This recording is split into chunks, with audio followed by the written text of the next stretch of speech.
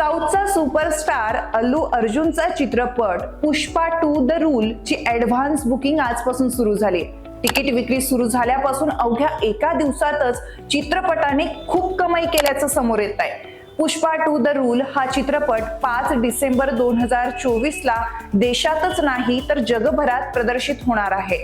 आतापर्यंत एकूण 2.59 लाखाची कमाई झाल्याची माहिती सॅकनिल्कने दिली आहे। आलेल्या अहवालानुसार पुष्पा 2 च्या आगाऊ बुकिंगचा आकडा आतापर्यंत 7.8 कोटींवर पोहोचलाय।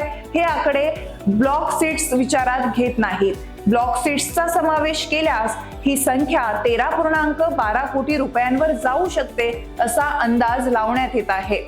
पुष्पा 2 द रूल हा केवळ दक्षिणेतच नाही तर हिंदी भाषेतही रिलीज होणार आहे।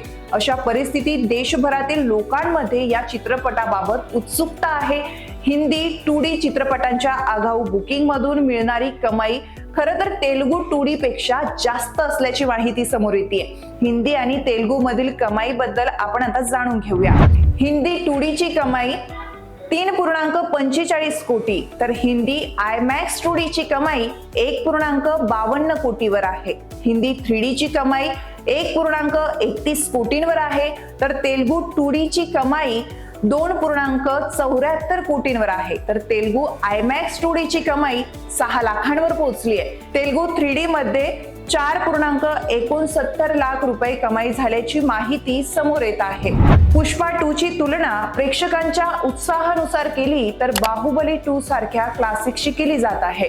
हा चित्रपट बाहुबली 2 च्या 2017 मध्ये विकल्या गेलेल्या 6.5 लाख तिकिटांच्या विक्रमाला आव्हान देण्याची शक्यता आहे। हा चित्रपट गदर 2 आणि ॲनिमल सारख्या अलीकडे हिट झालेल्या चित्रपटांनाही मागे टाकत आहे। दक्षिणेकडील राज्यामध्ये सिंगल स्क्रीन थिएटर्सची ही झपाट्याने विक्री होत आहे। आंध्र प्रदेश आणि तेलंगणामध्ये राज्य सरकारने तेलुगू आवृत्तीचा प्रचंड मागणी केल्याची माहिती समोर येत आहे। तर तिकीट दरात देखील वाढ झाल्याचं समोर आलं आहे। चेन्नई आणि केरळमध्ये 1 डिसेंबर पासून आगाऊ बुकिंग सुरू झालं आहे, हेही लक्षात घेतलं पाहिजे।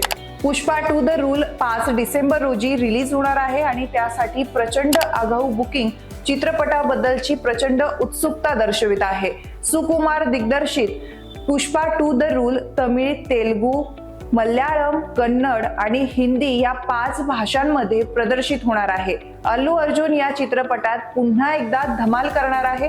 त्याला पुष्पाराजच्या अवतारात पाहण्यासाठी चाहते देखील खूप उत्सुक आहे। तर रश्मिका मंदानाही श्रीवल्लीच्या भूमिकेत दिसणार आहे।